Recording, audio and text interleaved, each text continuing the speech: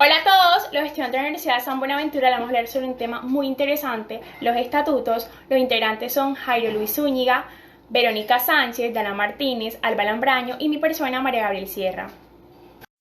El presente trabajo se realizó con el fin de dar a conocer los requisitos mínimos para la constitución de los estatutos o reglas de un sindicato de trabajadores.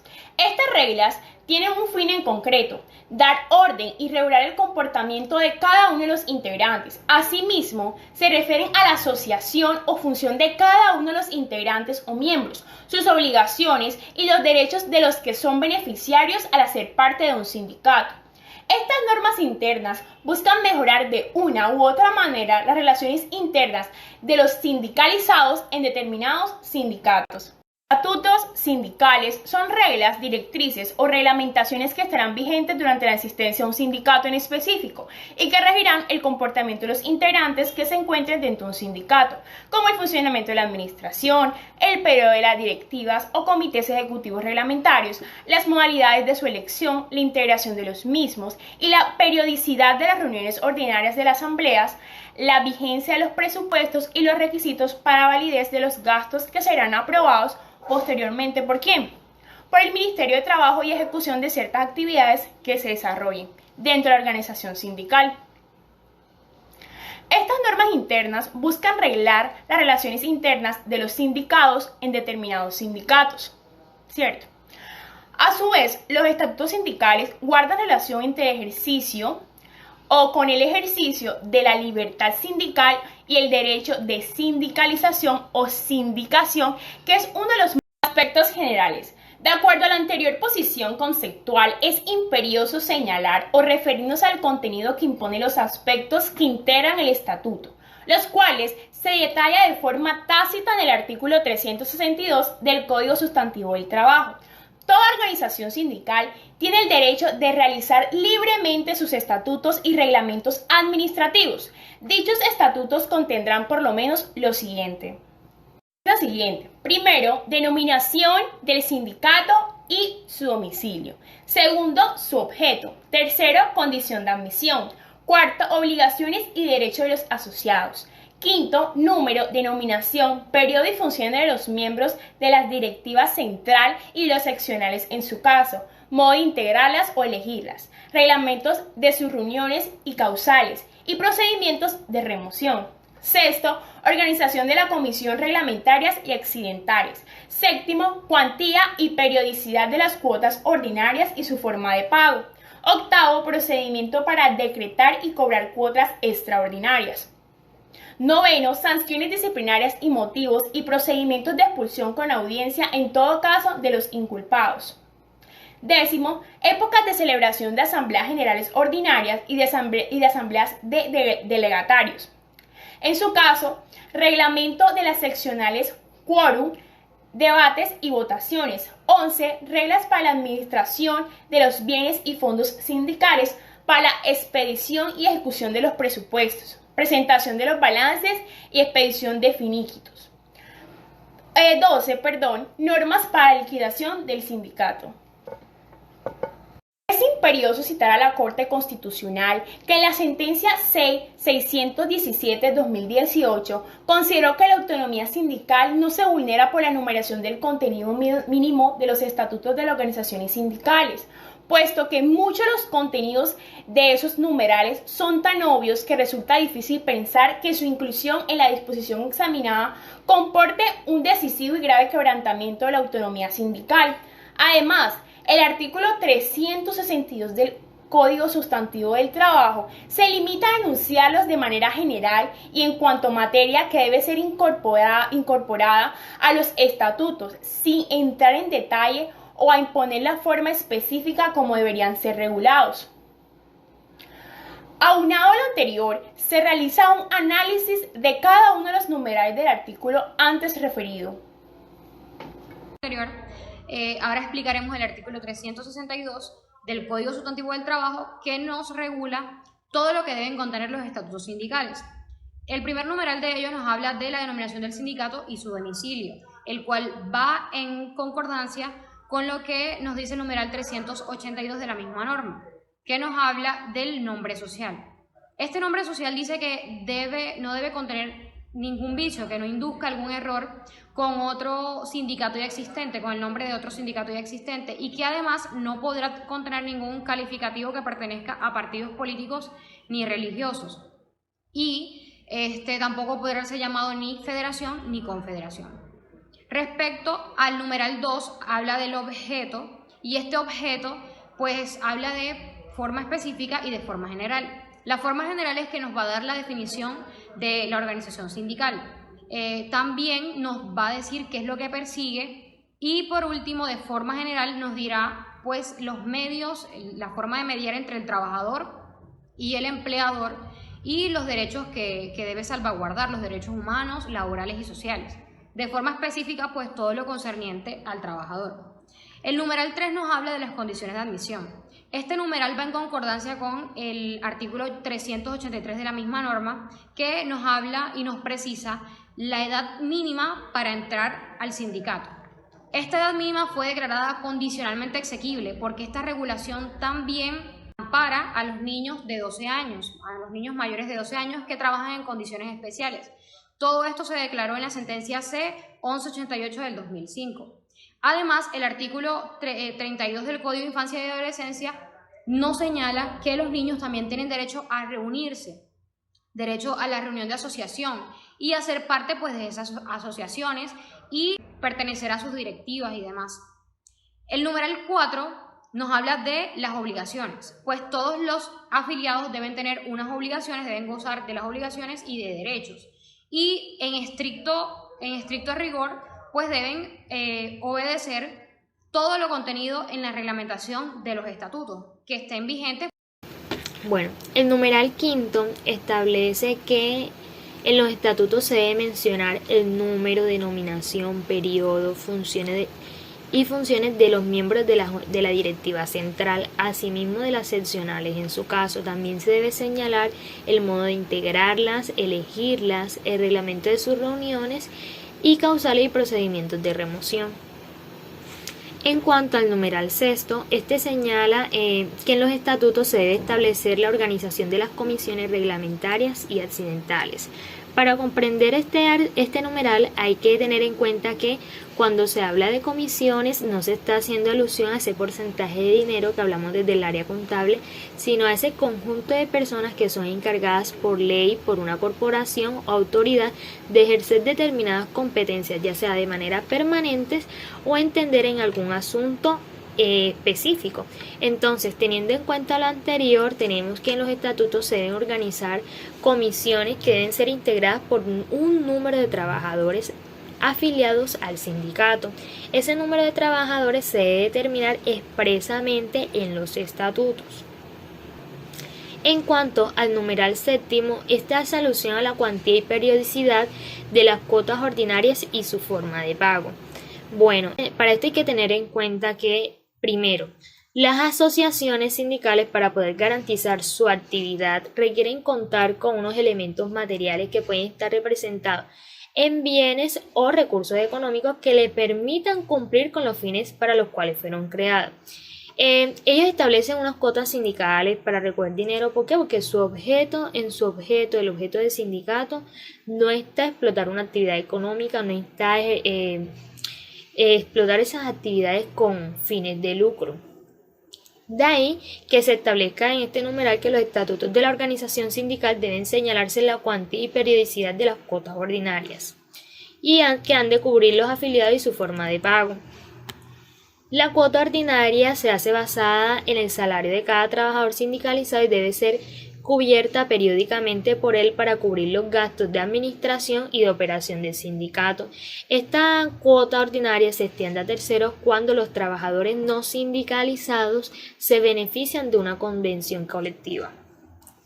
Asimismo, hay que señalar que una de las formas de pago que se puede establecer en el estatuto de esta cuota ordinaria puede ser lo que está preceptuada en el artículo 400 del Código Sustantivo del Trabajo, que tiene que ver con la deducción por parte del empleador del salario de los trabajadores afiliados y poner ese dinero que se ha deducido a disposición del sindicato.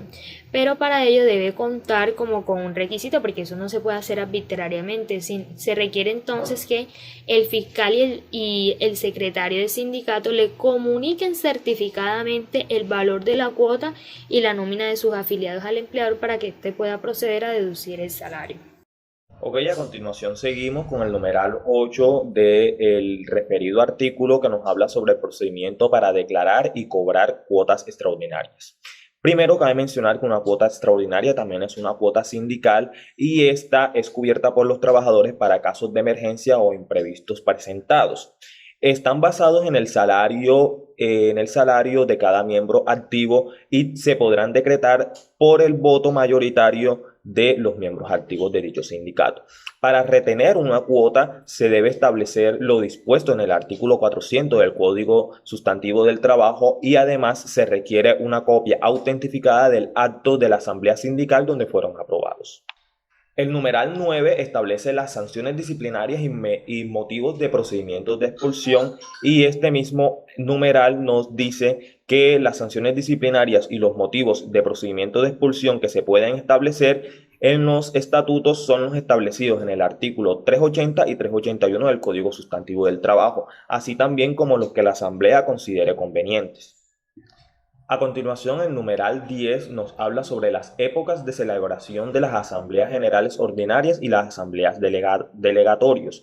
Este numeral hace referencia entonces a los integrantes de los miembros de la junta directiva y además por el motivo traerá a colisión a la atribución y elecciones de la misma. Para esto nos tenemos que remitir al artículo 376 del Código Sustantivo del Trabajo que establece cuáles son las atribuciones exclusivas de la Asamblea General, que son las siguientes. Puede modificar los estatutos, la función con otros sindicatos, la afiliación a federaciones o confederaciones y el retiro de ellas, la sustitución en propiedad de los directorios al llegar a la falta de constitución, entre otras muchas facultades que tiene la Asamblea y podemos encontrar en el mencionado artículo 376 del Código Sustantivo del Trabajo. También dentro de este numeral debemos recalcar cuáles son los requisitos que deben cumplir una persona afiliada a un sindicato para que pueda ser elegido como miembro de las directivas. Entonces señala el artículo 391 del Código Sustantivo del Trabajo que cuáles son los requisitos mínimos para la elección de las directivas del sindicato y ellas son: primero, la elección de directivas sindicales se hará por votación secreta, en papeleta escrita y aplicando el sistema coexpediente electoral para asegurar la representación de las minorías de pena nulidad. La junta directiva, una vez instalada, procederá a elegir a sus dignatarios. En todo caso, el cargo de fiscal del sindicato corresponderá a una fracción mayoritaria de las minorías. A continuación, el numeral 11 del referenciado artículo también nos habla de cuáles son entonces las reglas para la administración de bienes y fondos sindicales, para la expedición y la ejecución de los presupuestos y presentación de balances y expedición finiquitos.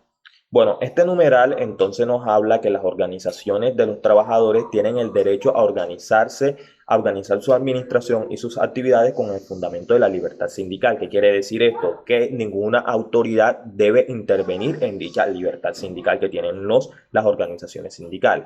En cuanto al presupuesto, cabe anotar que el artículo 394 del Código Sustantivo del Trabajo dispone que el sindicato y la Asamblea General votará el presupuesto de gastos por periodos no mayores a un año y sin autorización expresa de la misma asamblea no podrá hacerse ninguna erogación que no esté contemplado en dicho estatuto. Por último, tenemos el numeral 12 que establece cuáles son las normas para la liquidación del sindicato y para esto nos tendríamos que remitir al artículo 401 del Código Sustantivo del Trabajo que nos dice: un sindicato o una federación o confederación de sindicatos solamente se disuelve cuando, por cumplirse cualquiera de los eventos previstos en el estatuto para este efecto, por acuerdo cuando menos de 2/3 de los miembros de la organización adoptado en la Asamblea General y acredite las firmas de los asistentes por una sentencia judicial, por reducción de los afiliados a un número inferior a 25 miembros o en eventos en donde el sindicato, federación o confederación se encuentre incurso en causales de disolución. Una vez disuelto el sindicato, se debe aplicar el proceso de liquidación del mismo, entonces, de acuerdo a lo establecido por el artículo 402 del Código Sustantivo del Trabajo. Mi nombre es Dana Juliet Martínez Caldera y hoy les vengo a hablar sobre la modificación de los estatutos. La modificación del estatuto la encontramos establecida en el artículo 369 del Código Sustantivo del Trabajo, el cual nos dice que se permite la modificación de los estatutos siempre y cuando dicha modificación sea aprobada por la Asamblea General del Sindicato para así remitirla al Ministerio Público de Trabajo y Seguridad Social, esto para el respectivo registro del estatuto. Esto tiene un plazo. Se debe realizar dentro de los 5 días hábiles siguientes a la fecha de aprobación por la Asamblea General del Sindicato. Con esto se debe presentar una copia del acta de la reunión donde se haga constar las reformas introducidas en el estatuto, con las firmas de todos los asistentes para el registro. Para el registro se seguirá lo pertinente en el trámite previsto en el artículo 366 del Código Sustantivo del Trabajo. Por otro lado, encontramos que el artículo 370 del Código Sustantivo del Trabajo señala que ninguna modificación de los estatutos comenzará a regir mientras no se ejecute su depósito ante el Ministerio de Trabajo y Seguridad Social. Bueno, ahora pasaremos a explicar el estatuto del sindicato que nosotros creamos en nuestro trabajo anterior. En el capítulo 1 encontramos el nombre y domicilio del sindicato. Nuestro sindicato tiene el nombre de Sindicato de Empleados de la Empresa de Ladrillos de Cartagena, ASELC.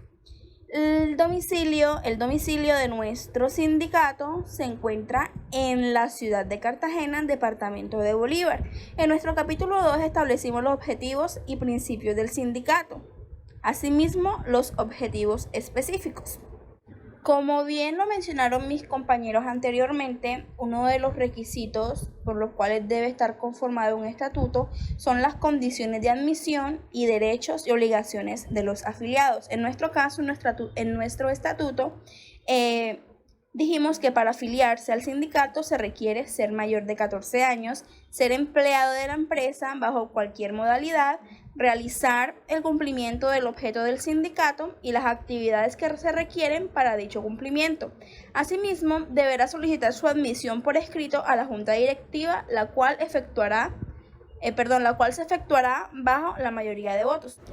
Entre una de las obligaciones y deberes de los afiliados a nuestro sindicato están respetar y cumplir a cabalidad las disposiciones de este estatuto, pagar las cuotas y aportes económicos definidos por los presentes estatutos, abstenerse de las actividades y de actitudes que afecten a la unidad, entre otros. Asimismo, uno de los derechos de los afiliados que se encuentren en nuestro sindicato encontramos ser representado en los conflictos, recibir asesoría jurídica que susciten o que se susciten en el ejercicio de sus funciones de carácter sindical y laboral. También encontramos que tienen el derecho de participar en los debates de la Asamblea General con derechos plenos y en los de la Junta Directiva con derecho a voz. Asimismo, en nuestro estatuto indicamos la estructura del sindicato, que está conformado por la Asamblea General y la Junta Directiva. Bueno, la Junta Directiva de nuestro sindicato es un organismo permanente de dirección que estará compuesto por un número no mayor a 10 miembros, que serán elegidos por la mayoría de votos y regirán por un periodo de 1 año. Para ser miembro de la Junta Directiva, como lo dice nuestro artículo 15, debe estar paz y salvo con la organización sindical y debe ser miembro del sindicato con 10 meses de anterioridad, y también hacer parte de una plancha o listado que haya configurado la Junta para la elección de estos. Son funciones de la Junta Directiva elaborar el plan de la acción anual, imponer las sanciones respectivas a los afiliados, velar por el cumplimiento de este estatuto, realizar visitas a los afiliados, elaborar el presupuesto de ingresos y egresos de la organización, entre los demás que podemos observar en esta imagen. Los cargos de la Junta Directiva en nuestro sindicato son presidente, vicepresidente, secretario general, tesorero, fiscal y coordinadores de los departamentos de comunicaciones, educación, seguridad y bienestar social y de los derechos humanos. De la misma manera, en los estatutos deben existir las prohibiciones colectivas y las sanciones que se le hacen a los afiliados por cometer sanciones tales como amonestaciones o regaños en alguna sesión ordinaria de la Asamblea General por negligencia en el cumplimiento de sus deberes, multa equivalente a un día de salario mínimo cuando sin causa justificada se nieguen a cumplir las comisiones que les sean asignadas. Bueno, y por último, pero no menos importante, es importante destacar que en el estatuto debe existir o debe ser nombrado la liquidación o disolución del sindicato. Entonces, para decretar la disolución de este sindicato, se requiere la aprobación por lo menos de la mayoría de los asistentes a la Asamblea General. El sindicato se disolverá por acuerdo, por lo menos por la mayoría simple de los asistentes a la Asamblea General, por sentencia judicial o por reducción de los afiliados a un número inferior a 25. A partir de lo expuesto anteriormente, mi grupo y yo podemos concluir que los estatutos sindicales son normas internas que regulan un sindicato, su organización y funciones. Los estatutos, asimismo, deben cumplir con unos presupuestos mínimos que se encuentran establecidos en la ley. También podemos concluir que el sindicato, en el ejercicio al derecho de libertad sindical, puede redactar los estatutos y las autoridades no deben intervenir en el ejercicio de este derecho. Sin embargo, el estatuto debe estar sujetado al ordenamiento legal y a los principios constitucionales. Esto para que no sean transgresores de derechos, sino que al contrario velen por los intereses y derechos de cada uno de los integrantes del sindicato. Muchas gracias por su atención, profesora y compañeros.